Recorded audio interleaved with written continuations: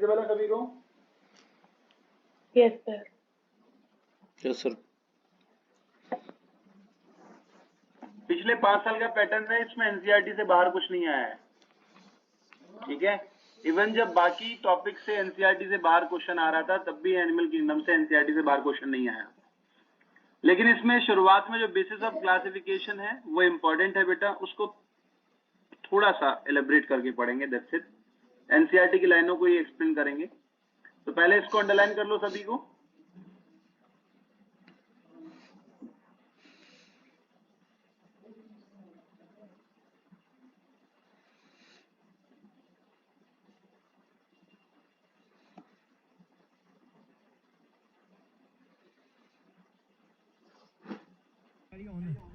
Oh my God, भाई पता भी नहीं चल रहा कि गाड़ी ऑन है कि नहीं। मैं लिटरली आप लोगों को लग रहा है मैं मजाक कर रहा हूँ, लेकिन अगर आप बैठो, मैं देखो आवाज़ सुना रहा हूँ, अगर आप लोग आगे की तरफ से देखोगे ना तो DRLs ऑन हो चुके हैं एंड गाड़ी एक्चुअली जो है वो ऑन है, आवाज़ कुछ भी नहीं आ रही है भाई, मज़ेदार है। चलो भाई थोड़ा जो हमारी इलेक्ट्रिक गाड़ी है उसका लुक है। तो इसमें नहीं, इलेक्ट्रिक में मैनुअल का कोई ऑप्शन नहीं होता है ना, जैसे इलेक्ट्रिक स्कूटी होती थी, लेकिन स्कूटी के साथ इसको कंपेयर नहीं कर सकते। तो भाई देखो ये आप लोगों का न्यूट्रल है, ये ड्राइव मोड आ गया। ओह माय गॉड, पावर तो अच्छी आ रही है बिल्कुल, जैसे पहले गियर में जैसे पावर आती है थोड़ी, पहले गियर से भी अच्छी पावर आती है। स्कूटी खाली करते हैं उसमें वो very nice.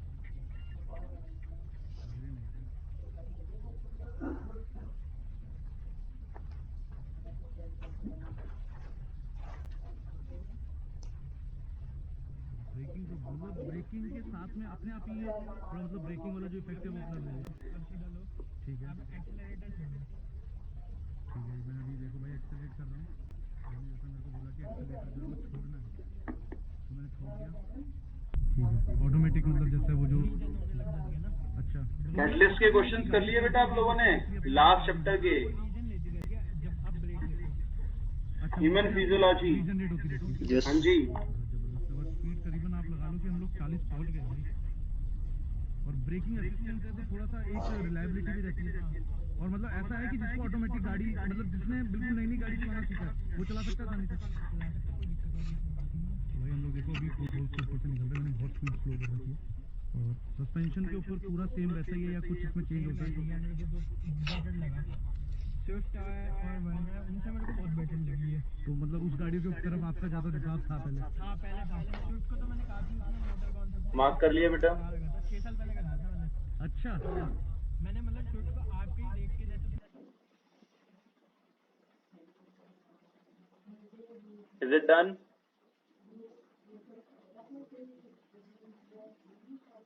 Yes sir. Then after come to the next page. फटाफट मार्क कीजिए इसको।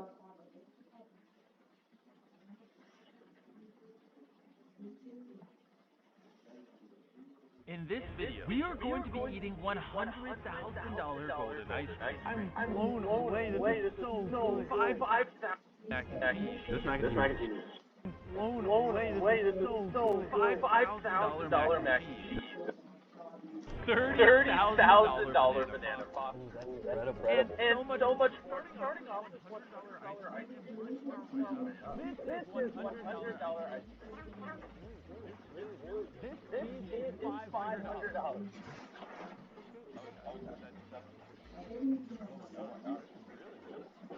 Alright, we're going to This This is is $1,000 $1,000 stock. As you As can you see, can see, there's there's golden golden flakes flakes on on it. it. When you eat stuff like this with gold on it, your body doesn't digest it. And with that knowledge, let's go to the next one. Done, We're beta? about to eat $2,000 cake. No, sir. Worth $2,000. Each plate. It's a white chocolate, grape juice petite gâteau, raspberry coulis, and vanilla genoise in between the mousse, raspberry reduction sauce, and grape juice jelly. You can tell it's good because of how many words I didn't understand. I felt that come first. Oh, come on. Oh my god. Oh, this is good. Come on, that's just disrespectful. Come on, No, it's so good. Easily the best dish so far. Now this might seem expensive, and it tastes really good. But imagine it's $100,000 ice cream cake.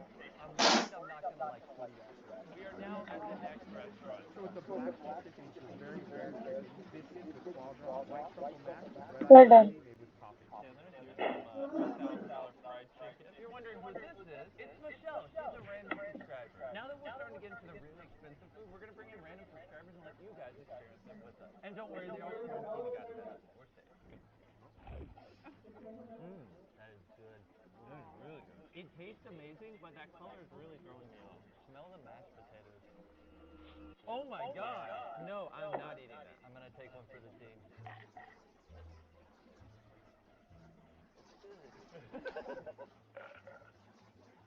Oh, is it jelly and liver? It's so powerful. It just lets you know it's in your mouth instantly. Would you say it was worth it? I would say so, yeah. Perfect. Next restaurant. We are now at the next restaurant. This is a random subscriber, Daryl. At this restaurant, we're going to be eating Ecuadorian chocolate bar. That comes from each bar that's 50 grams costs about $500. Don't mess up the rest.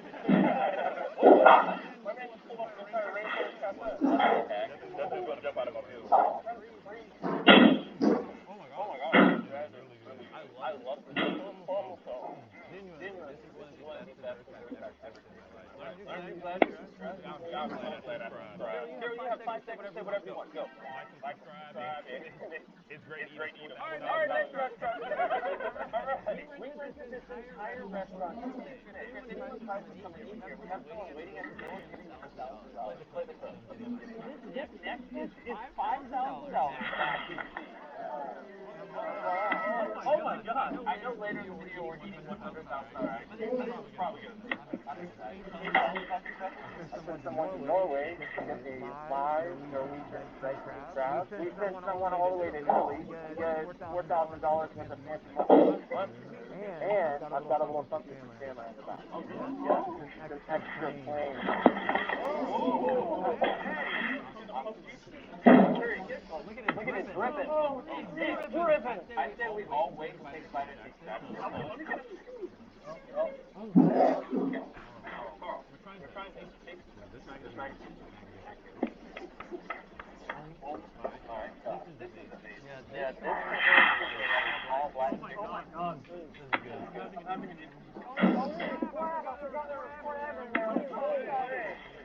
And by totally, Drake, you get it here, $5,000 back.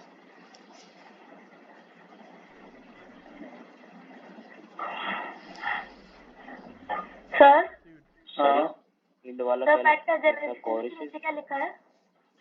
Meta genesis के नीचे meta causes. Meta causes change in the body coloration.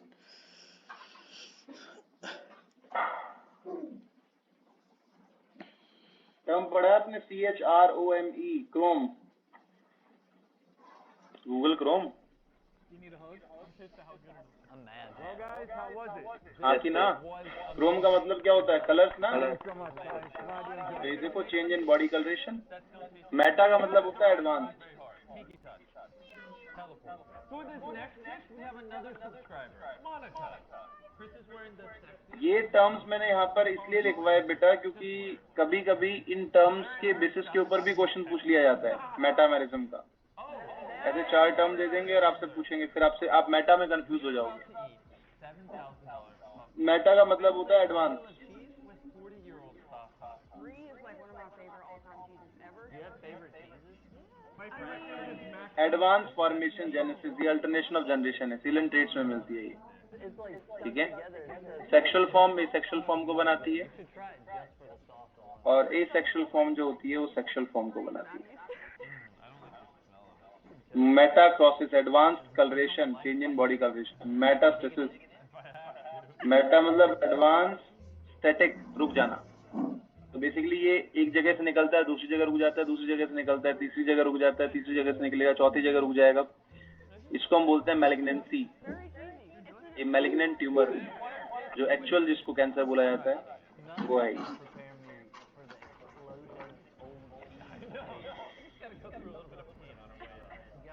चलिए बेटा, mark कर लिया यहाँ तक सभी ने? This next meal is going to cost $9,000. No, sir. No, sir. Food. In this video, we gave people who lost their jobs due to coronavirus a bunch of money. Metamerism and Leda में होगा metagenesis सिलेंसिस, Cnidaria कहते हैं।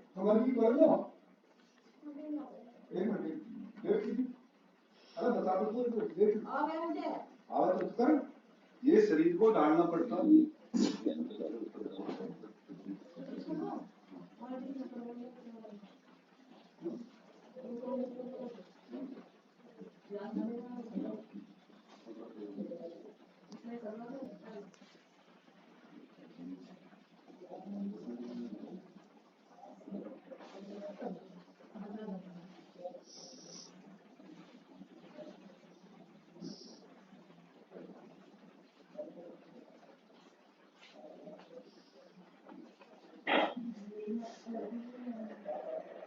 फिर बाबा school चला जाएगा यो Hrithik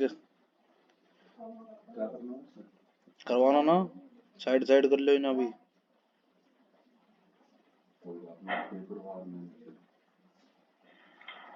paper Hrithik करो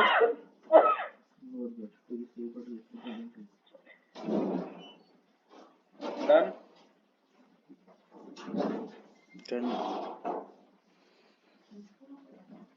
Abnormalities are of the stomach are present in the hemochrolata, hemicrolata. We donated to the chef, and now we're currently at his restaurant. And we're going to order the most expensive thing on the menu, and tip him $2,000.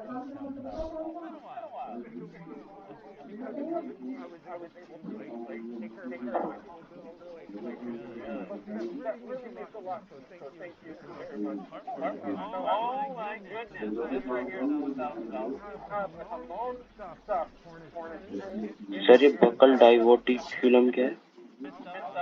Hemichordata में सबसे पहली bar code जैसी एक structure, एक shape I थी जिसको buckle diverticulum कहते हैं। ठीक है, स्टोमोकॉर्ड कहा जाता है।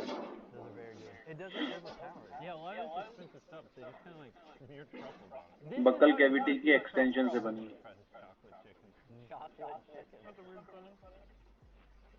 I got a big glob of that sauce in my mouth, and it's good, but it's strong. What are you doing? That is so weird. There's a lot going on in your mouth. It shouldn't work.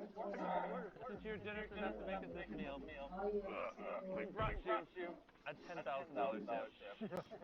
So you like the chicken? I did. We're going to stick it in here. Done, beta? Done. Things get serious. No more games. Only food. It is now time for the $30,000 meal. Me and the boys had to get all dressed up. If the suits weren't enough, we brought another subscriber. And we forgot to tell them to wear suits. Tell us about the banana pop. It's made with a special we have some crystallized honeycomb. We have three meringues infused in a oolong cream from 1996. We're obviously going to flambe it for you right here on the table. It's getting है। एक minute अभी शुरू करते हैं class. Oh, I am so subscribed. I'm excited. So right here we have a banana panna cotta. Yo, he brought fire. Oh, my goodness. That process wasn't even seen so far today.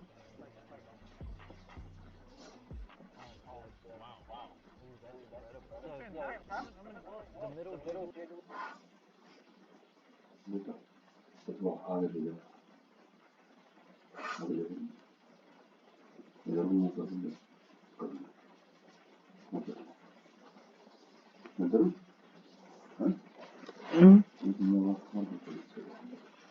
बल देखते लो अभी यार आ गया हो तो बस जब मेरे ब्रेक होएगा ऊपर चला जाऊंगा। 9:30 बजे होगा ब्रेक। 9:30 बजे। Those are hazels.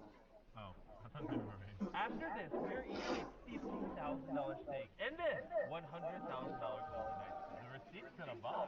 And just see this proof that says $30,000. And then we left like $5,000. So we can win the $36,000 the next restaurant. This is our final restaurant. We are about to eat $50,000 steak and the $100,000 ice cream. And you know, this deal we brought a random subscriber in. What's up, William? Hello, Jimmy. Before we eat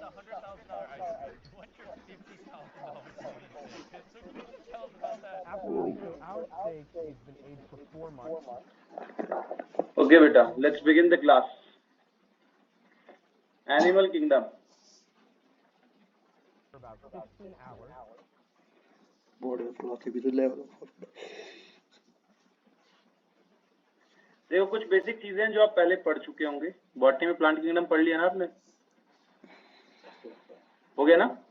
हाँ। तो अब देखो, RH. Whittaker ने 5 kingdom classification दी। सभी को पता है ये बात? Yes sir.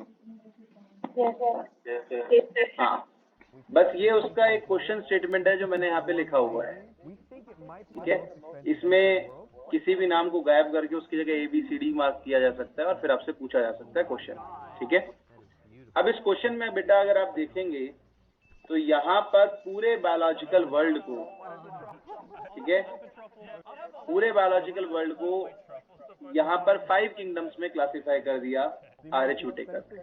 ठीक है, सबसे पहले उन्होंने जो फर्स्ट बेसिस लिया वो लिया टाइप ऑफ सेल्स, कि सेल किस तरह की है, प्रोकार्योट है कि यूकार्योट सेल।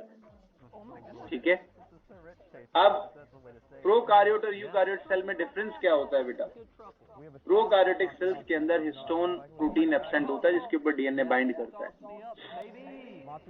सेल ऑर्गेनेल्स एब्सेंट होते हैं बेटा इसमें। राइबोसोम 70S होगा और कंपार्टमेंटलाइजेशन नहीं होगा। What is compartmentalisation? बेसिकली जब सेल ऑर्गेनेल्स होते हैं तो पूरी सेल जो है वो छोटे छोटे हिस्सों में टूट जाती है। एंडोप्लाज्मिक रेटिकुलम मेम्ब्रेन बाउंडेड है और डबल मेम्ब्रेन बाउंडेड स्ट्रक्चर्स भी हैं, जैसे कि न्यूक्लियस हो गया, क्लोरोप्लास्ट हो गया, माइटोकॉन्ड्रिया हो गया। ठीक है, ये डबल मेम्ब्रेन बाउंडेड स्ट्रक्चर्स हैं। गोल्गी बॉडी हो गई। ठीक है, तो ये सब यहाँ पर एब्सेंट होते हैं। यूकार्योट्स में histone protein, membrane bounded cell organelles, ribosome, ATS और कंपार्टमेंटाइजेशन प्रेजेंट हो। ये सबसे पहला डिफरेंस आर.एच. विटेकर ने रखा और इसके बेसिस के ऊपर उन्होंने फर्स्ट किंगडम मोनेरा को अलग कर दिया। इसके बाद में 6 किंगडम क्लासिफिकेशन भी है जो कार्ल वुज ने दी और उन्होंने कहा कि मोनेरन्स को भी हम 2 पार्ट में क्लासिफाई कर सकते हैं। 2 अलग अलग किंगडम है, Archie bacteria and you bacteria. Clear है बेटा ये बात सभी को? हाँ, लेकिन उसकी क्वेश्चन स्टेटमेंट ऐसी नहीं थी। उसके बाद में जो प्रोकार्योट से अलग हुए यूकार्योट्स, उन यूकार्योट्स को क्लासिफाई किया गया on the basis of number of cells, कि सेल्स किस तरह की है, और प्रोटिस्टा को फंजाई, एनिमेलिया और प्लांटे से अलग कर दिया। प्रोटिस्टा के अंदर यूनिसेलर यूकारियोटिक फॉर्म है, जबकि फंजाई, एनिमेलिया और प्लांटे के अंदर मल्टी सेलर यूकारियोटिक फॉर्म। ठीक है, अब यहाँ पर next classification type of nutrition, fungi, animalia और प्लांटे को अलग कर देता है। ऑटोट्रॉफिक है प्लांटे, एनिमेलिया हेटेरोट्रॉफिक है और सेप्रोट्रॉफिक है फंजाई। ये क्यों पढ़ा हमने? इसका रीजन है एनसीईआरटी के अंदर जब आप शुरुआत करोगे तो वहां पर लिखा होगा all animals are multicellular लिखा है, but they do not show same pattern of organisation. ये पॉइंट आपने अंडरलाइन किया 3 अलग अलग स्टार लगाकर। समक्ष मिला बेटा?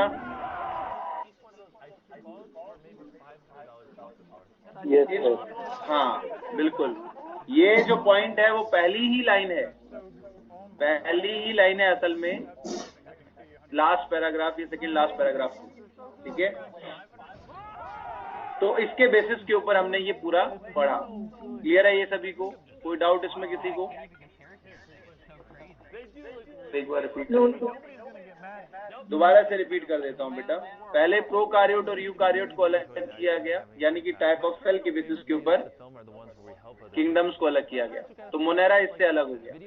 मोनेरा में प्रोकार्योट थे जिनके अंदर हिस्टोन प्रोटीन एब्सेंट था, सेल ऑर्गेनेल्स एब्सेंट थे, 70s राइबोसोम प्रेजेंट था और कंपार्टमेंटलाइजेशन एब्सेंट था।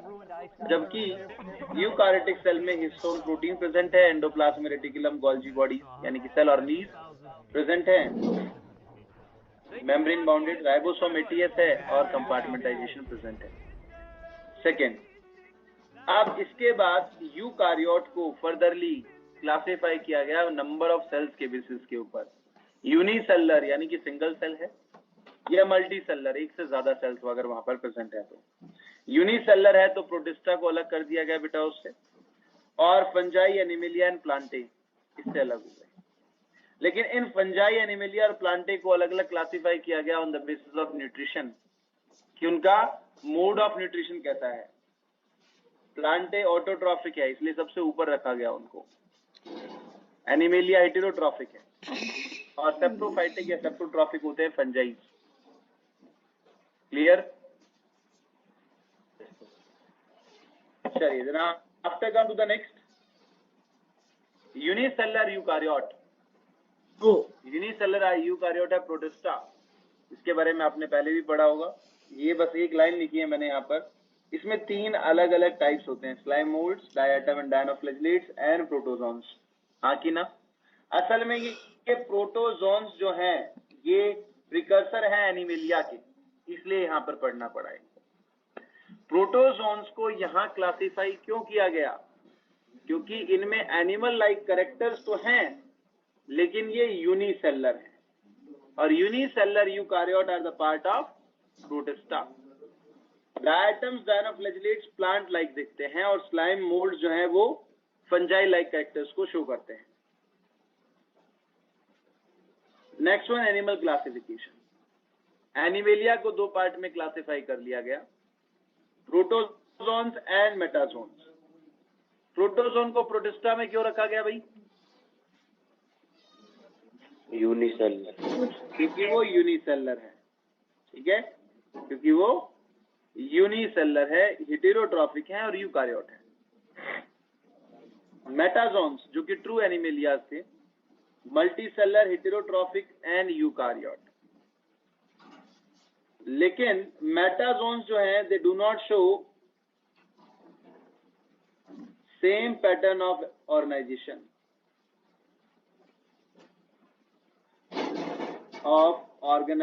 शो नहीं करते हैं।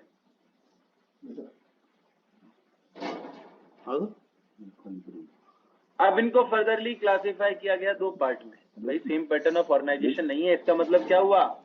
इन्हें हमें फर्दरली 2 हिस्सों में क्लासिफाई करना पड़ा, पैराजोन्स एंड यू मेटाजोन्स। पैराजोआ के अंदर क्या है? Tissue, nervous system, digestion, locomotion, ये सभी के सभी एब्सेंट हैं बेटा। यहाँ क्यों ये क्लासिफिकेशन इंपॉर्टेंट है? क्योंकि हमने एनसीईआरटी की लाइन में ये तो पढ़ लिया कि सेम पैटर्न ऑफ ऑर्गेनाइजेशन नहीं है। तो क्यों नहीं है वो सेम पैटर्न ऑफ ऑर्गेनाइजेशन? मल्टीसेलुलरिटी तो है, मल्टीसेलुलरिटी होने के बावजूद भी पैराजोन्स के अंदर टिश्यू नहीं होता, बिकॉज यहाँ पर सेल एग्रीगेशन है। क्या प्रेजेंट है यहाँ पर? सेल एग्रीगेशन, सेल्स एक दूसरे के साथ जुड़ी हुई है बस।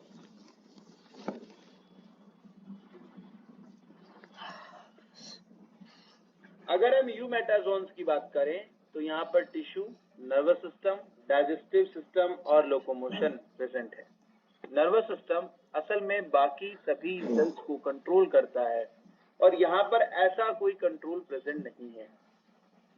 सीलेंट्रेटा टू कॉर्डेटा को यूमेटाजोआ में क्लासिफाई किया गया है। क्लियर है बेटा यहाँ तक? Yes sir.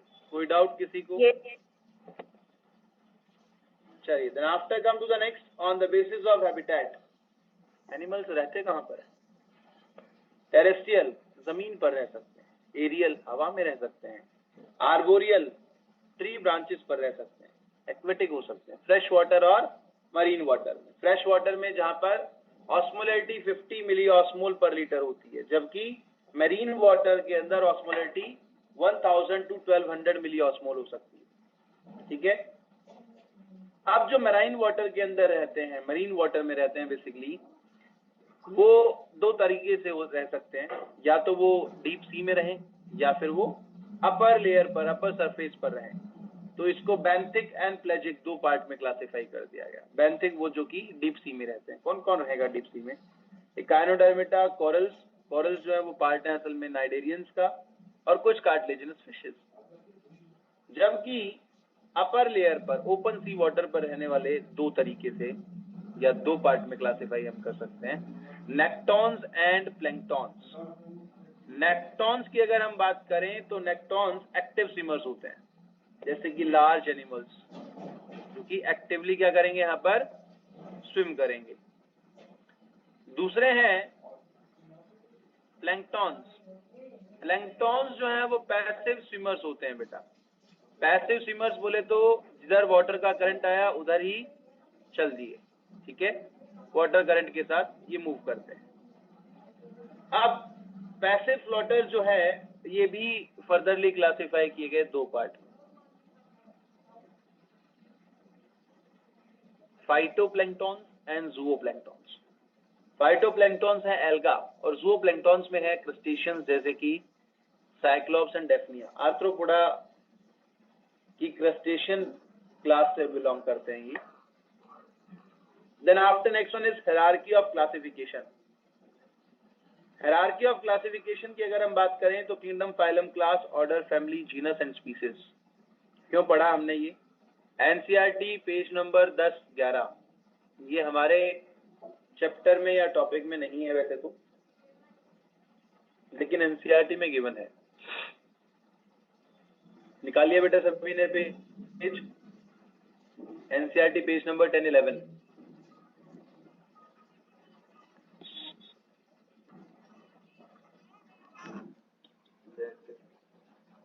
टेंथ पेज के लास्ट में देखो लिखा होगा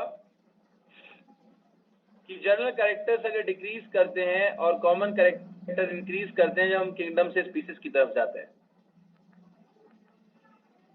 लेकिन जब हम स्पीसीज से किंगडम की तरफ जाते हैं तो कॉमन कैरेक्टर्स जो है वो घटेंगे, लेकिन जनरल कैरेक्टर्स बढ़ेंगे। कैटेगरी जितनी हाई होगी उतनी ही ज्यादा डिफिकल्टी होगी एनिमल्स को डिस्टिंग्विश करने से एट द सेम लेवल। जैसे कि अगर मैं बोलूं किंगडम एनिमेलिया, तो किंगडम एनिमेलिया में इनवर्टिब्रेट्स भी हैं और वर्टिब्रेट्स भी हैं, ठीक है। अब आगे अगर मैं कहूं इसमें कि मैमल्स को अलग कर दो, एव्स को अलग कर दो, तो आप नहीं बता पाएंगे, क्योंकि हमने एक जनरल कैरेक्टर रख दिया। मल्टी सेलुलर ऑर्गेनिज्म एक जनरल कैरेक्टर हो गया, ठीक है। अब मैं कहूं फेदर्ड फोर लिम्ब, तो ये कैसा कैरेक्टर है? जनरल कैरेक्टर है कि कॉमन कैरेक्टर है? If I am saying feathered four limb के ऊपर फेदर्स प्रेजेंट है, पंख हैं, तो ये एक तरह का कॉमन कैरेक्टर है जो किसमें प्रेजेंट होगा? सिर्फ बर्ड्स में प्रेजेंट होगा। तो इस तरह से बेटा जर्नल और कॉमन दो अलग अलग तरीके के कैरेक्टर्स होते हैं। जैसे कि जनरल कैरेक्टर्स में बोलूं multi cellular organism,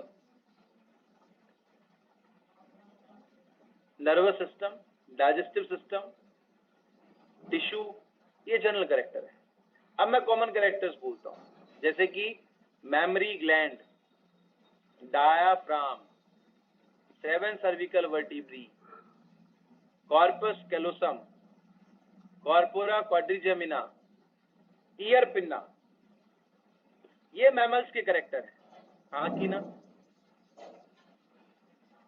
ear pinna देखा ना, कैटल्स अपने ईयर पिन्ना को हिला सकती हैं। और डायाफ्राम जो थोरेसिक एब्डोमिनल कैविटी को अलग करता है। 7 सर्विकल वर्टिब्री मैमल्स में होती हैं। कॉर्पस कैलोसम जो कि दो ब्रेन के हेमिस्फीयर्स को आपस में जोड़ता है।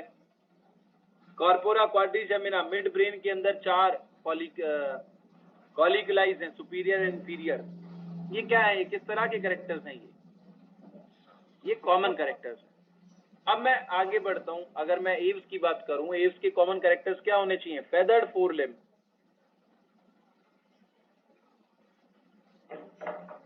पैक्टन प्रेजेंट होना आई के अंदर, फ्लाइट, फ्लाइंग बेसिकली। हालांकि फ्लाइट आर्थ्रोपोडा भी करते हैं, लेकिन फेदर्ड फोर लिम्ब से फ्लाइट करना ये किसका करेक्टर है? एव्स का करेक्टर है। न्यूमेटिक बोन्स, अंदर से खाली बोन होना, ठीक है, और स्टर्नम का लंबा होकर कील एंड कैरिना स्ट्रीमलाइन बॉडी बना देना, पाइजो स्टाइल होना, ये क्या है? ये किसके करेक्टर है? ये avian character.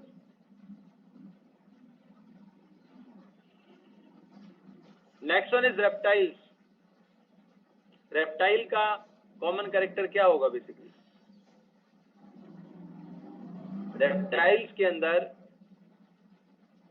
वोमेरोनेजल organ, Jacobson organ होता है, olfactory sense of smell well developed होती है। ये उसका कैसा करेक्टर है? कॉमन करेक्टर है। तो जब आप किंगडम से और स्पीसीज की तरफ आएंगे तो कॉमन करेक्टर बढ़ते हैं, जबकि जनरल करेक्टर घट जाते हैं। अगर आप स्पीसीज से किंगडम की तरफ जाएंगे तो कॉमन करेक्टर जो है वो घटेंगे, लेकिन जनरल करेक्टर बढ़ जाते हैं। जनरल करेक्टर क्या थे हमारे? Multicellularity, nervous system, locomotion, digestive system, ये कॉमन करेक्टर है कि ये प्रेजेंट है कि नहीं। अब आप ये देखिए कि ये जो जनरल करेक्टर्स हैं आपके, जो मैंने अभी नाम लिए, tissue, digestive system, nervous system and locomotion, क्या आप इसके बेसिस के ऊपर पूरे एनिमल किंगडम के अंदर अलग अलग ऑर्गेनिजम्स को डिस्टिंग्विश कर सकते हैं, बता सकते हैं? बोलिए भाई।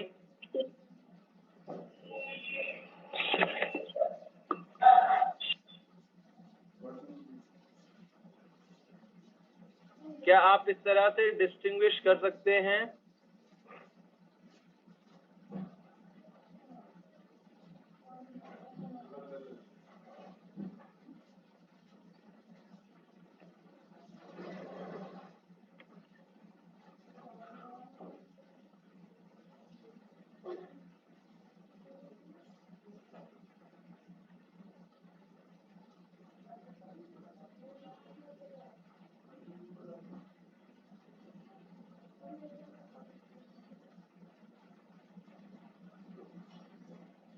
तो आपकी एनसीईआरटी क्या कहती है इसके बारे में कि जब हम स्पीसीज से किंगडम की तरफ जाएंगे तो कॉमन कैरेक्टर्स घटेंगे।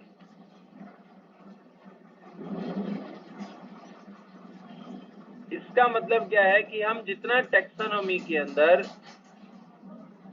लोअर रहेंगे, नीचे की तरफ रहेंगे, उतने ही ज्यादा हमें शेयर्ड कैरेक्टर्स पता चलेंगे। लेकिन जितनी कैटेगरी हाई होती जाएगी उतनी ही ज्यादा डिफिकल्टी होगी हमें उस पर्टिकुलर टैक्सॉन के ऊपर, जो कि सेम लेवल पर है, ऑर्गेनिज्म को डिस्टिंग्विश करने में। ठीक है, बहुत ही सिंपल सा एग्जांपल, इस किंगडम एनिमेलिया में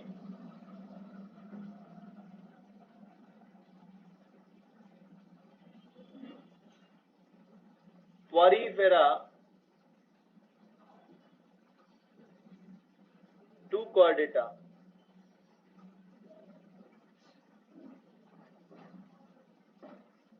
प्रेजेंट है। अब मैं यहां पर ह्यूमन को क्लासिफाई कर रहा हूं। यहां पर लिखता हूं मैं होमो सेपियंस सेपियंस, सब स्पीशीज भी लिख दिया मैंने।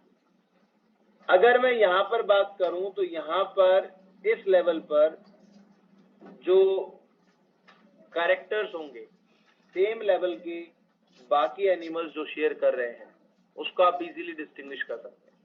लेकिन जो यहां पर प्रेजेंट होंगे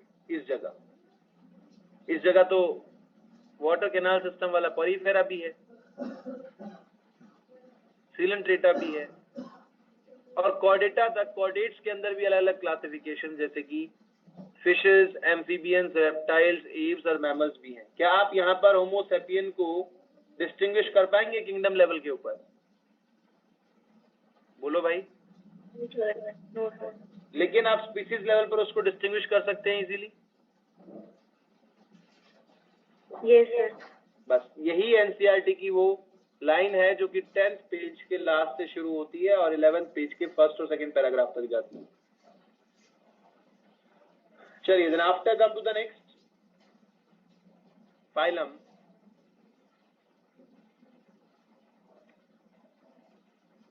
Included in kingdom Animalia: Porifera, Coelenterata, Ctenophora, Platyhelminthes, Aschelminthes, Annelida, Arthropoda, Mollusca, Echinodermata, Hemichordata and Chordata।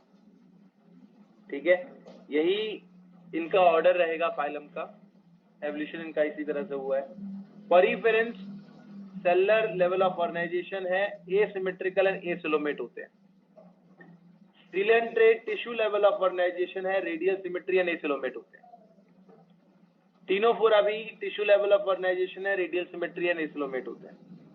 प्लेटीहेल्मिंथीज organ level of organisation है, bilateral symmetry, acoelomate and triploblastic. ये पॉइंट बेटा बहुत बार पूछा जाता है, ठीक है, so this is very important. Aschelminthes bilateral symmetry and pseudocoelomates. Annelida to chordata तक बायलेटरल सिमेट्री एंड ट्रूसिलोमेट्स रहेंगे ये, जबकि एस्केल्मेंथीज से लेकर कॉर्डेटा तक organ system level of organisation रहेगा। जो ट्रूसिलोमेट्स हैं उसमें एनलीडा, आर्थ्रोपोडा और मोलस्का साइजोसिलोमेट हैं, जबकि echinodermata, hemichordata and chordata enterocoelomates हैं। अब इसी पर्टिकुलर पॉइंट को जो यहाँ पर लिखा गया है, इन सबको हम डिटेल में पढ़ेंगे। The very first one is basis of classification, body organisation. Level of organisation क्या है? तो एनिमेलिया जो कि मल्टी सेलर है, डिफरेंट पैटर्न ऑफ ऑर्गेनाइजेशन जिसके अंदर है, उसको फर्दरली क्लासिफाई किया गया है 4 टाइप्स में: सेलुलर लेवल या cell aggregation, tissue, organ and organ system level. ये फर्स्ट पेज पर ही लिखा है इस चैप्टर के एनसीईआरटी में। सेलुलर एग्रीगेशन परिफेरा में प्रेजेंट होता है, tissue level of organisation coelenterata and ctenophora में प्रेजेंट होगा, organ level of organisation platyhelminthes में है, हालांकि ये फर्स्ट ट्रिप्लोब्लास्टिक की है, और organ system level of organisation aschelminthes to chordata में प्रेजेंट होता है। Next one is body symmetry. Organism को सिमेट्री के बेसिस के ऊपर 2 पार्ट में क्लासिफाई किया, या तो उसमें कोई सिमेट्री हो सकती है या फिर उसमें कोई सिमेट्री नहीं है। The very first one is asymmetrical and the second one is symmetrical. Asymmetrical का मतलब है कि कोई भी प्लेन जो कि सेंटर ऑफ एनी एनिमल या सेंट्रल एक्सिस पर जो क्रॉस करता है, वो कोई भी प्लेन उस एनिमल को 2 इक्वल हाफ में डिवाइड नहीं कर सकता, उसको हम एसिमेट्रिकल बोलेंगे। एग्जाम्पल है इसका परिफेरा बेटा। सिमेट्रिकल, कोई भी स्पेसिफिक प्लेन जो कि ऑर्गेनिज्म को 2 इक्वल हाफ में डिवाइड कर दे, जनरली ये वर्टिकल प्लेन होता है, उसको हम सिमेट्रिकल बोलेंगे। अब सिमेट्रिकल जो है वो फर्दरली क्लासिफाई किया गया 2 पार्ट्स में, रेडियल और bilateral symmetry. Any plane, very important point, NCERT में लाइन है जो आपने अंडरलाइन की है, ध्यान से देखिए उसे।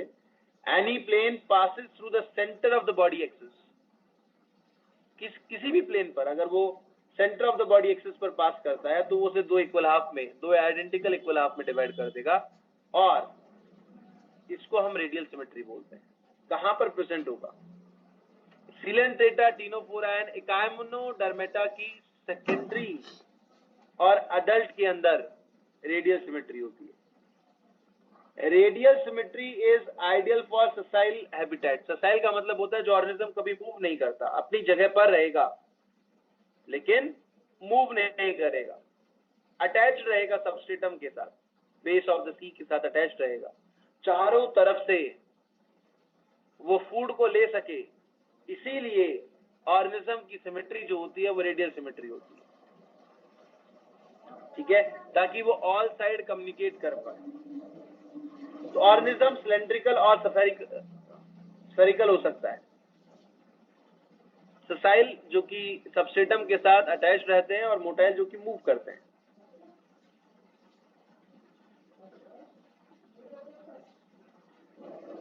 बायलेटरल सिमेट्री, कोई भी दो side, any two sides can be the same. Animal को किन्हीं भी दो इक्वल हाफ में काटा जा सकता है, ओनली वन वर्टिकल प्लेन, किसी एक वर्टिकल प्लेन पर उसे दो इक्वल हाफ में काटा जा सके, उसको हम कहेंगे बायलेटरल सिमेट्री।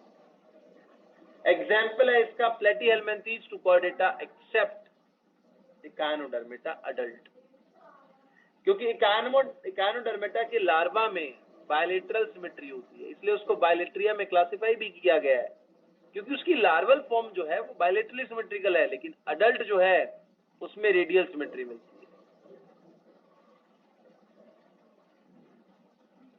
बायलेटरल सिमेट्री जो है वो एडवांटेजेस है मोबाइल एनिमल्स के लिए जो मूव करते हैं बेसिकली, और टेरेस्ट्रियल लाइफ के लिए। Platyhelminthes to chordata includes echinodermata, place under the group bilateria, bilateria group में से रखा गया है। लेकिन ये चीज आपको याद रखनी है, अगर इकानोडर्मेटा टर्म आती है तो वो असल में क्लासिफाई किया जाएगा रेडियल सिमेट्री के अंडर ही। अगर इकानोडर्मेट लार्वा लिखा है तो उसमें बायलेटरल सिमेट्री होगी। क्लियर है बेटा? कोई डाउट यहां तक किसी को? No sir. चलिए, then after come to the next, germ layers. Germ layer gastrula stage of embryo में बनती हैं बेसिकली, ठीक है, जिसमें सेल्स का माइग्रेशन एंड डिफरेंशिएशन होता है, और each group of cells forms the different body parts. जो कोई भी ग्रुप ऑफ सेल है, जैसे कि एक्टोडर्म की सेल है, मीसोडर्म की सेल है, एंडोडर्म की सेल है, वो बॉडी का स्पेसिफिक पार्ट बनाती है, और ये स्पेसिफिक पार्ट जुड़कर एक कंप्लीट बॉडी बना देता है। इन सभी सेल्स को जर्म लेयर कहा जाता है। बेसिस ऑफ जर्म लेयर पर ऑर्गेनिज्म को दो पार्ट में क्लासिफाई किया गया है, डिप्लोब्लास्टिक एंड ट्रिप्लोब्लास्टिक। डिप्लोब्लास्टिक जिनके अंदर दो जर्म लेयर प्रेजेंट होती है, और ये सीलेंट्रेटा और निडेरिया और टिनोफोरा में मिलेगा, बेसिकली सीलेंट्रेटा और टिनोफोरा में मिलता है। मीजोग्लिया यहाँ पर ए सेलर अनडिफरेंशिएटेड लेयर है, अनडिफरेंशिएटेड।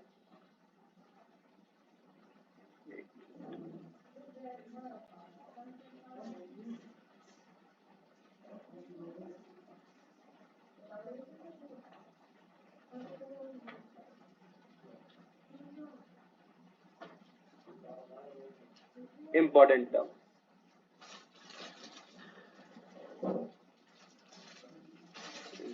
मार्क कर दिया है, एक मिनट।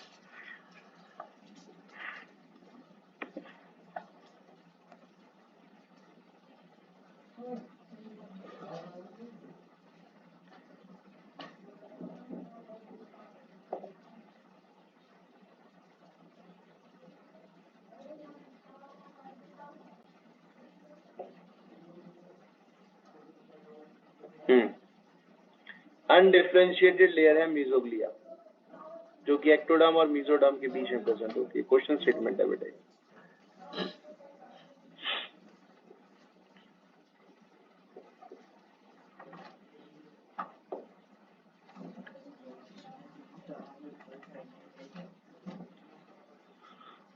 तो ए सेलर होती है बेसिकली ये, जो कि एक्टोडर्म और एक्टोडर्म और एंडोडर्म के बीच में।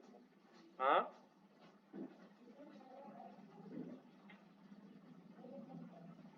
हाँ जी बेटा, अनडिफरेंशिएटेड इसको इसलिए बोला गया क्योंकि ये इन दोनों के बीच में जेल लाइक प्रेजेंट है, जिसमें एक्टोडर्म और एंडोडर्म की सेल्स जो है वो मोबाइल हो सकती है इन बिटवीन, लेकिन इसको आप एक्चुअली डिफरेंशिएट नहीं कर सकते एक्टोडर्म और एंडोडर्म से, बीचों बीच ये जेल की तरह प्रेजेंट है।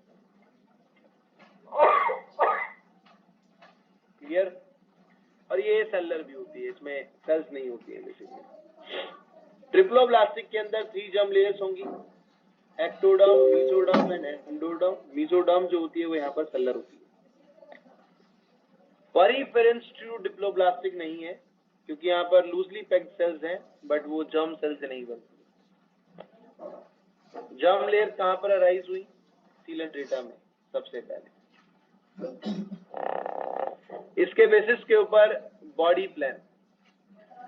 तो body plan is basically of 3 type: cell aggregate, blind sac and tube within tube.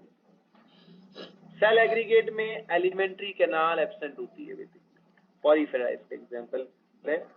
In complete alimentary canal blind sac के केस में प्रेजेंट होगी, single opening which function as both mouth as well as anus.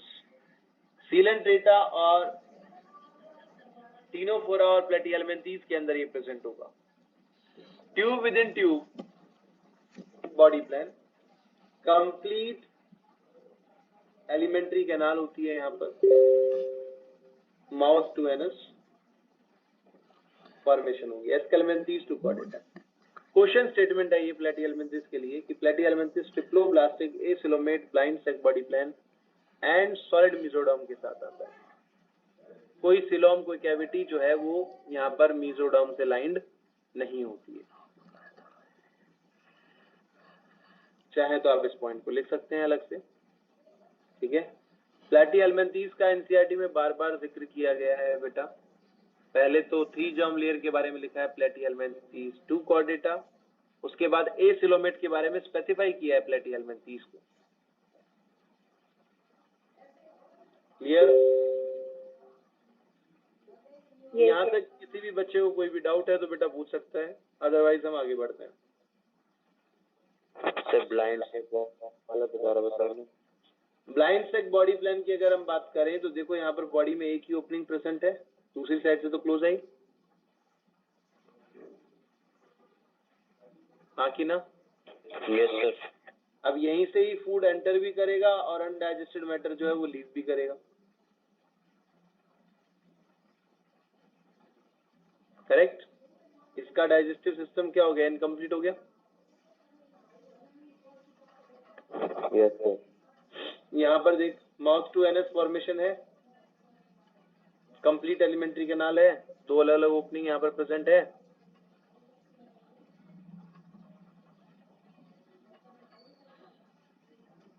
बोल भाई,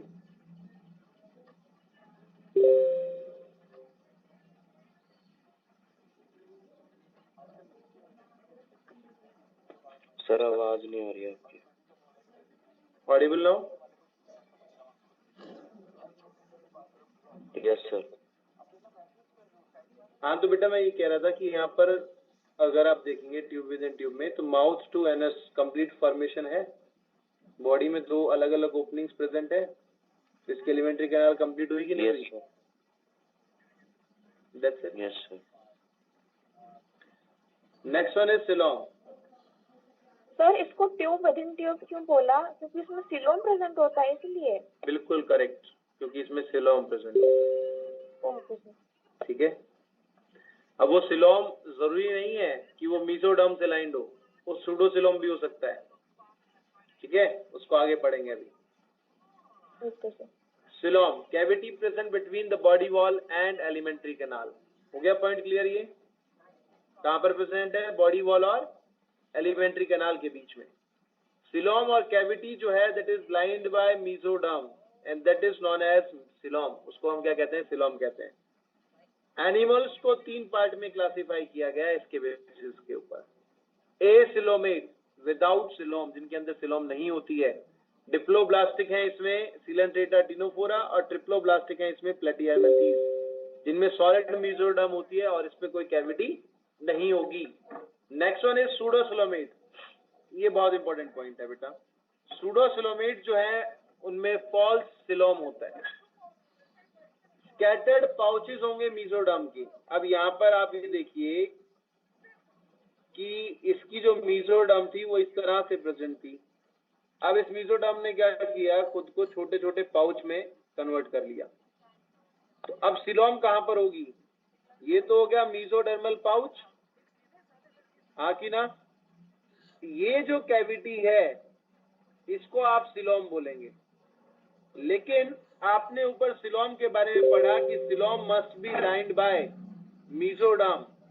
coelom जो है वो mesoderm से lined होनी चाहिए, लेकिन इसकी क्या सिलोम जो है वो मीजोडर्म से लाइंड है?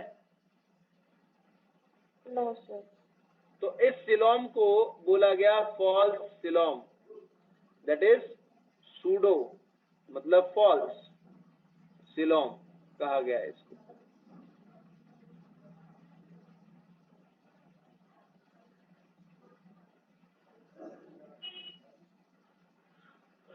कैविटी और इसकी जो सिलोम है वो बेसिकली मीजोडर्म से लाइन नहीं होती है। एक्टोडर्म एंड एंडोडर्म यहाँ पर दोनों के बीच में स्कैटर्ड पाउचेस होंगे मीजोडर्म के, बट कैविटी और coelom is not lined by mesoderm, इसलिए इसको सूडोसिलोम कहा गया। एस्केलमेंथीज में होता है। हाँ जी बेटा। Sir tube within tube body plan तो इसमें भी होगा ना? हाँ बिल्कुल होगा ना, सिलोम तो है इसमें।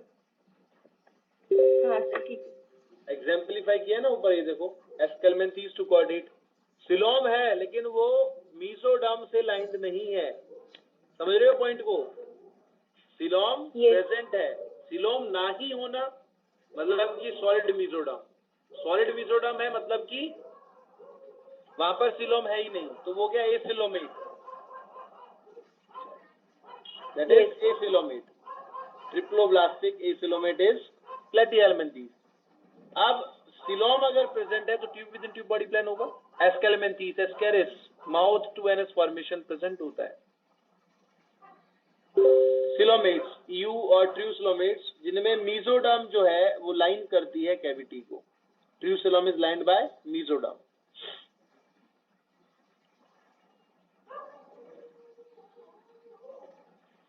अब based on mode of development इनको दो पार्ट में क्लासिफाई किया गया है, स्किज़ोसिलोमेट और एंटीरोसिलोमेट। स्किज़ो का मतलब होता है स्प्लिट होना, एंटीरो का मतलब होता है गट। तो जिसमें सिलोम की फॉर्मेशन प्रिमिटिव गट से हो, आर्केंट्रॉन से हो, वो हो गया एंटीरोसिलोमेट। और जिनमें मीसोडर्म की स्प्लिटिंग से सिलोम बन रहा हो, दे आर साइजोसिलोमेट्स।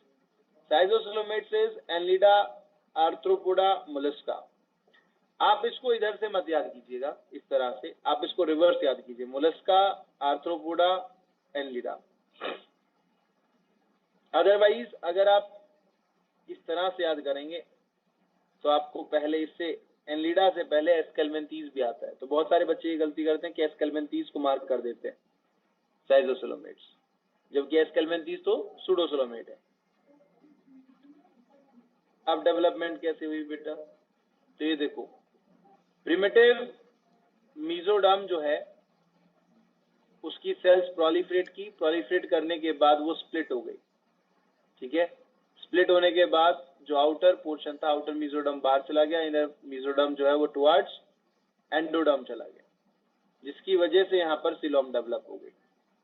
दूसरे केस में आर्केंट्रॉन, ये प्रिमिटिव गट है, उसके अंदर अर्ली मीजोडर्मल सेल्स प्रेजेंट थी।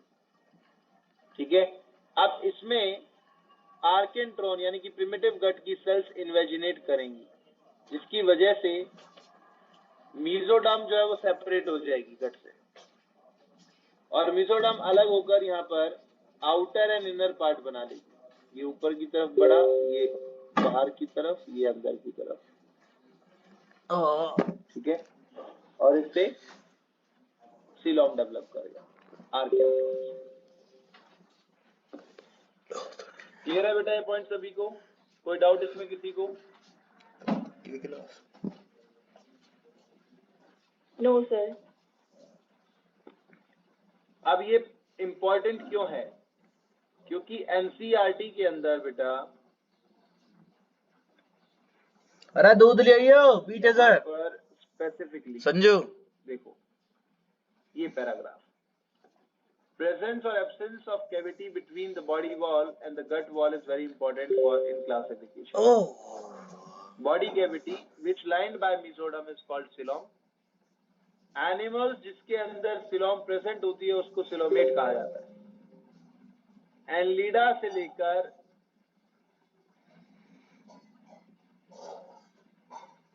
कॉर्डेटा तक सभी सिलोमेट हैं। कुछ एनिमल्स के केस में बॉडी कैविटी जो है वो मीजोडर्म से लाइन नहीं होती, जबकि मीजोडर्म यहाँ पर स्कैटर्ड पाउच की फॉर्म में प्रेजेंट होती है बिटवीन एक्टोडर्म एंड एंडोडर्म, और इस तरह के ऑर्गेनिजम्स को हम सूडोसेलोमेट कहते हैं। ठीक है, example is Aschelminthes.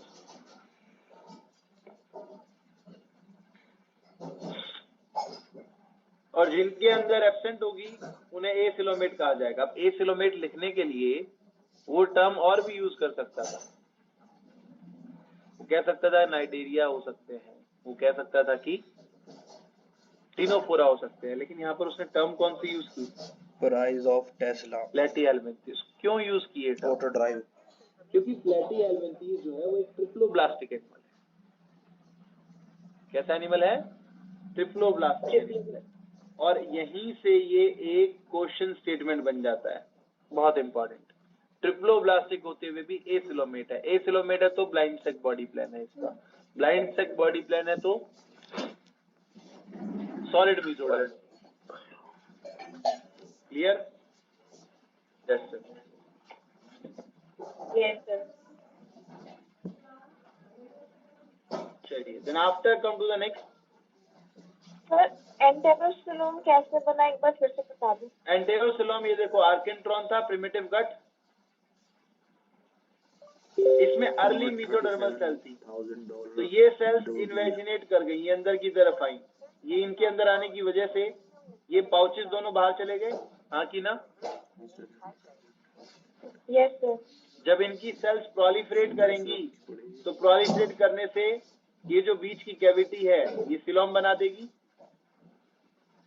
Okay sir, okay, ठीक है। आइदर साइड दोनों तरफ ये लाइंड होगी, किससे? मीजोडर्म से। यस सर, कैविटी, ठीक। अब सिलोमेट्स दो तरह के होते हैं, ठीक है। हालांकि इस पर क्वेश्चन 2015 से पहले पूछा गया है, अगर याद हो जाए तो वेल एंड गुड, ना हो तो बेशक छोड़ देना। प्रोटोस्टोमिया, प्रोटो का मतलब होता है initial, stomo stands for mouth. Protostomia की याद रखने की ट्रिक है PSM STD, और ड्यूटेरोस्टोमिया सेकेंड माउथ, यानी कि पहले एनस की फॉर्मेशन होती, ठीक है। प्रोटोस्टोमिया जो है वो सारे के सारे साइजोसिलोमेट्स हैं, ठीक है, एनलिडा, आर्थ्रोपोडा, मोलस्का। जबकि ड्यूटेरोस्टोम जो है वो एंटीरोसिलोमेट है, जैसे echinodermata, hemichordata and chordata. Development, spiral cleavage होगी प्रोटोस्टोमिया में, इस तरह से पैच की तरह बनता है। एक पैच बना, फिर दूसरा पैच बना, फिर तीसरा पैच बना, तो मोजाइक डेवलपमेंट हो गया। कॉमन लार्वा इनका ट्रोकोफोर होता है। और डिटर्मिनेट क्लीवेज होगी। डिटर्मिनेट क्लीवेज का मतलब है बेटा कि fate of the cell is already decided. Fate of the cell is already decided का मतलब है, अगर मान लो कि मैं यहां से एक सेल को निकाल दूं, तो एक सेल को निकालने से क्या होगा? मान लो कि ये एक सेल निकाल दिया मैंने, एक सेल निकाल दिया, तो इससे आगे वाला ये पूरा का पूरा पैच जो है ये नहीं बनेगा, उससे नेक्स्ट डेवलप कर जाएगा। क्लियर? क्लियर है बेटा? रिपीट कर दो। देखो, अगर मान लो कि मैंने यहां से एक सेल निकाल लिया, करेक्ट? सेल निकालने से होगा क्या कि आगे वाला पूरा पैच नहीं बनेगा। तो किस सेल से बॉडी का कौन सा पार्ट बनना है ये पहले से डिसाइडेड है। अगर आप उस सेल को निकाल देंगे तो उसका इफेक्ट क्या आएगा? उसका इम्पैक्ट क्या होगा? उसका इम्पैक्ट होगा बेटा कि वहां पर वो पर्टिकुलर पार्ट नहीं बनेगा। फॉर एग्जाम्पल, मान लो कि किसी भी ऑर्गेनिज्म के अंदर, जो कि एनलिडा है, आर्थ्रोपोडा है या मोलस्का है, कोई एक पर्टिकुलर सेल, उसकी एम्ब्रियो की कोई एक पर्टिकुलर सेल जो है वो उसकी बॉडी का important part, for example digestive system बनाती है या हार्ट की फॉर्मेशन करती है। अगर हार्ट की फॉर्मेशन करती है, अगर आप उस सेल को बाहर निकाल लेंगे, तो सेल को अगर आपने उस एम्ब्रियो से रिमूव कर लिया तो होगा क्या कि अब जो ऑर्गेनिज्म बनेगा उसके अंदर हार्ट प्रेजेंट नहीं होगा। इसका मतलब क्या है कि किसी भी सेल का भाग्य, फेट, फ्यूचर क्या होगा ये पहले से ही डिसाइडेड है। क्लियर? Yes sir. तो इस तरह की क्लीवेज को हम डिटर्मिनेट क्लीवेज कहते हैं, डिटरमाइंड है पहले से कि भैया मुझे जाकर यही चीज बनाना है। दूसरा है इनडिटर्मिनेट क्लीवेज, जो कि ड्यूटेरोस्टोमिया में होता है। इनडिटर्मिनेट का मतलब हुआ fate of the cell is not already decided. अगर आप किसी सेल को रिमूव भी कर देंगे तो भी बॉडी ऑर्गन्स पर या बॉडी की ग्रोथ पर उसका कोई इंपैक्ट, कोई इफेक्ट नहीं आएगा। Clear? Yes sir. Next one is segmentation.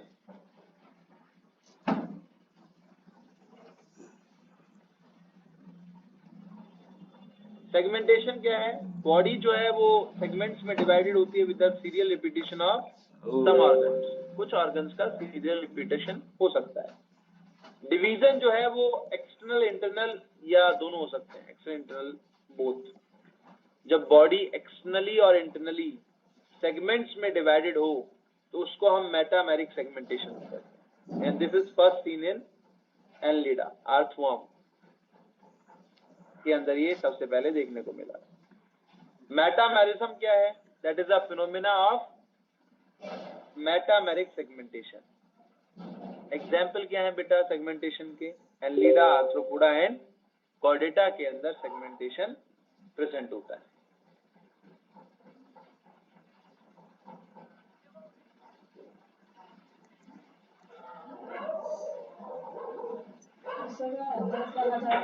Then after next one is cephalization. Cephalization is process of formation of head. कहाँ से शुरू हुई? सबसे पहले cephalization प्लेटीहेल्मिन्थीज में आया, प्लेनेरिया के अंदर आया। Next one is notochord. Notochord mesodermal origin में होती है, रॉड लाइक स्ट्रक्चर है बेसिकली ये, जो कि बॉडी के डॉर्सल साइड में प्रेजेंट होती है। सॉलिड स्ट्रक्चर है ये और पार्ट है ये एक्सियल स्केलेटन का, and that is point of attachment for muscles, और ये सपोर्ट प्रोवाइड करती है हमारी बॉडी में। अब एनिमल्स में जिनके अंदर नोटोकॉर्ड नहीं है उनको हम नॉन कॉर्डेटा कहते हैं, जैसे पॉलीफेरा टू इकाइनोडर्मेटा और कॉर्डेटा कहा जाएगा इनवर्टिब्रेट्स और वर्टिब्रेट्स को। इनवर्टिब्रेट्स के अंदर नोटोकॉर्ड परसिस्ट करती है थ्रू आउट लाइफ, जबकि वर्टिब्रेट्स में नोटोकॉर्ड को रिप्लेस कर दिया जाता है वर्टिब्रल कॉलम से। यूरोकॉर्डेटा में अडल्ट में एब्सेंट होती है, लेकिन लार्वा के टेल में प्रेजेंट होगी। यूरो का मतलब ही होता है tail, uro stands for tail. Cephalochordata, cephalo का मतलब है हेड, तो हेड से लेकर टेल तक नोटोकॉर्ड प्रेजेंट होती है। वर्टिब्रेटा में fishes, amphibians, reptiles, Aves and mammals, इनमें वर्टिब्रल कॉलम होता है, वर्टिब्रीज होती है। अब रह गया हेमिकॉर्डेटा। हेमिकॉर्डेटा के अंदर बक्कल डायवर्टिकुलम है, which is not a true notochord. इसे बक्कल डायवर्टिकुलम और स्टोमोकॉर्ड कहते हैं, जिसका एंडोडर्मल ऑरिजिन है। जब ये ट्रू नोटोकॉर्ड नहीं है तो इसे भी नॉन कॉर्डेट्स में ही क्लासिफाई कर दिया गया, और यहां पर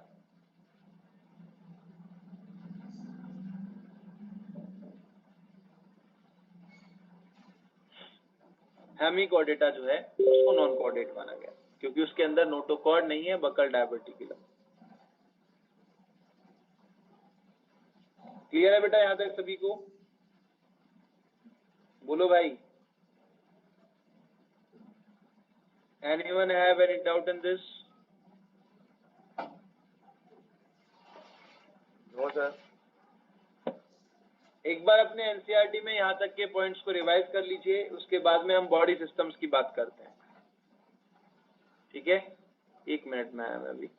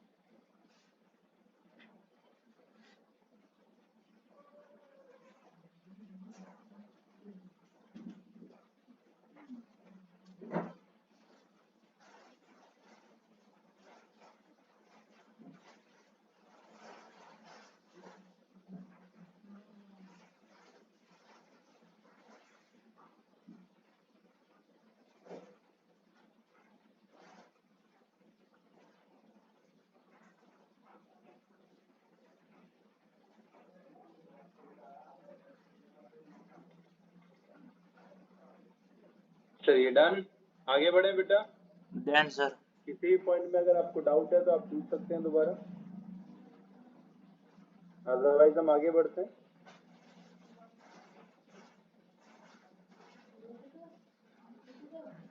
Now come to the next one. Body systems. Body systems में the very first one is digestive system.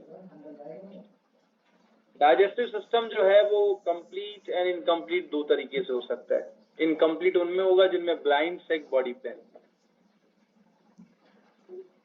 Single opening है जो कि माउथ और एनस दोनों का काम करेगी, serves as both. और complete digestive system tube within tube body plan, जिसमें माउथ और एनस दो अलग अलग ओपनिंग प्रेजेंट होती है। सिलेंट्रेटा, टिनोफोरा, प्लेटीहेल्मिन्थीज के अंदर इनकम्प्लीट डाइजेस्टिव सिस्टम होता है, जबकि कंप्लीट डाइजेस्टिव सिस्टम जो है वो प्रेजेंट होगा एस्केल्मेंथीज टू कॉर्डेटा। ठीक है, next one is circulatory system, open type, open blood spaces और साइनसेस प्रेजेंट होते हैं। सेल्स और टिश्यूज डायरेक्टली बात करते हैं ब्लड के अंदर, which is pumped by heart. Example है इसका leech, non cephalopod mollusca, arthropoda, hemichordata and urochordata, जिसके अंदर open type circulatory system present होता है। जबकि क्लोज्ड टाइप, जिसमें ब्लड वेसल्स जो हैं अलग अलग डायमीटर्स की प्रेजेंट होती हैं और सेल्स और टिश्यू डायरेक्टली ब्लड के कांटेक्ट में नहीं होते, क्योंकि वहां पर ब्लड कैपिलरीज प्रेजेंट होती हैं। एग्जाम्पल है इसका एलिडा एक्सेप्ट लीच, क्योंकि लीच के अंदर तो ओपन सर्कुलेटरी सिस्टम होता है। सेफेलोपोड मोलस्का, सेफेलोपोड मोलस्का बेसिकली होते हैं सेपिया, लॉलिगो, ऑक्टोपस। सेफेलो का मतलब होता है हेड, पोड का मतलब होता है लेग्स, जिनके सिर के ऊपर लेग्स जैसी अपीयरेंस जो है वो आपको देखने को मिलेगी। एंड कॉर्डेटा, जिनमें closed type circulatory system present होता है। नेक्स्ट वन इज, ये क्वेश्चन है बेटा जो 4 मार्क्स में पूछा जाता है, मतलब फिक्स है कि ये क्वेश्चन हर साल आएगा, इस तरह का क्वेश्चन या इस टेबल से क्वेश्चन आएगा। जैसे कि एनीमेलिया मल्टी सेलर है, ये आपके एनसीईआरटी में टेबल दी गई है, उसमें cellular level of organisation asymmetrical and acoelomate porifera है। Tissue level of organisation radial symmetry acoelomate cnidaria and ctenophora है, डिप्लोब्लास्टिक है ये। Organ level of organisation bilateral symmetry acoelomate platyhelminthes है, विच इज वेरी इंपॉर्टेंट, और ये भी triploblastic है। Organ system level of organisation bilateral symmetry is furtherly classified on the basis of coelom into 3। Coelom के basis के ऊपर इसे 3 हिस्सों में डिवाइड किया गया है। सूडोसिलोमेट एस्केल्मेंथीज और nematodes, schizocoelomate annelida, arthropoda, mollusca, enterocoelomate echinodermata, hemichordata and chordata, और ये सभी के सभी ट्रिप्लोब्लास्टिक है। 4 नंबर का ये क्वेश्चन फिक्स है बेटा, हर साल पूछा जाता है इस टेबल से। क्लियर है सभी को यहाँ तक? कोई डाउट किसी को? आज की फाइल का पासवर्ड रहेगा सेम 1712, ठीक है।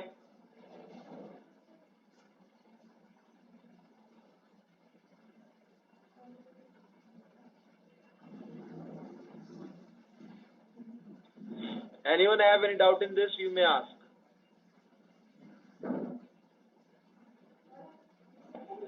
No, sir.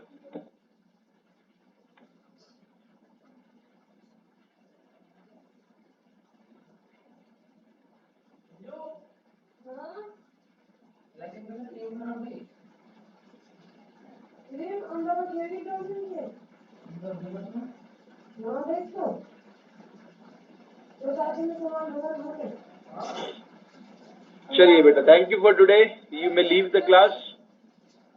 थैंक यू ठीक है sir. Thank you. Sir file का पासवर्ड 1712 बताया तो था? नहीं नहीं क्या बताया नहीं था बेटा? बताया था सर, अभी तो बताया। अभी तो बताया था। तुम जब मैं बोलता हूँ ना कि अच्छा ठीक है थैंक यू बेटा बाय, तब एकदम से कुछ लोगों की जाग खुल जाती है, अरे सर पासवर्ड बताना एक बार। आवाज नहीं आई थी सर। कोई बात नहीं, 1712। Thank you.